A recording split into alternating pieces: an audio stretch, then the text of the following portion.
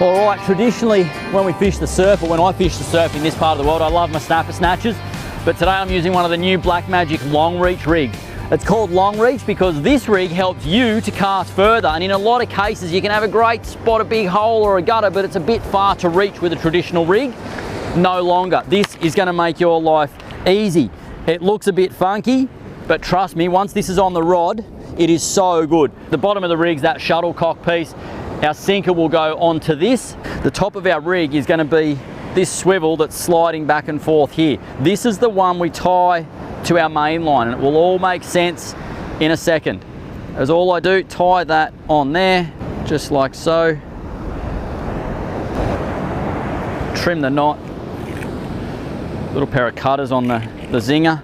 And then from there, as all I'm going to do is get the actual rig, and I clip this onto this swivel.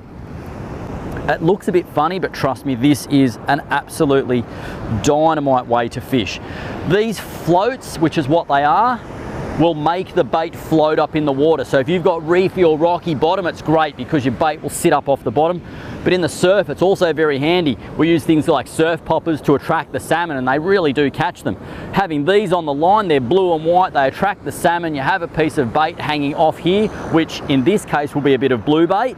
We rig that up, we cast it out, and that will bob around in the wash, and I'm as convinced as anything that it's these guys here that attract the salmon to your bait as much as the bait itself. I'm just going to get my sinker, which in this case is just a big teardrop sinker. We've got this metal clip here, and we just hook that onto there. That sits nicely closed like that. The sinker won't come off, and this is where the rig works. If I hold this line tight, that's how the rig's going to sit. But as all we need to do once we're baited up for extra distance in our cast is to hook it onto this little plastic piece here. Our bait will be above that, and that is how this rig is going to go through the air. So the weight of the sinker's pulling through the air. If we had a paternoster rig, we'd have those droppers. They're flopping around in the wind, stopping the rig from going as far.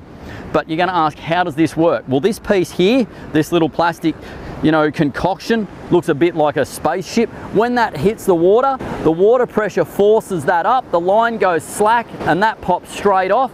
And then this here is our rig. That will float around, the sinker's on the bottom. This will bob around, waving to the fish saying, come and get me.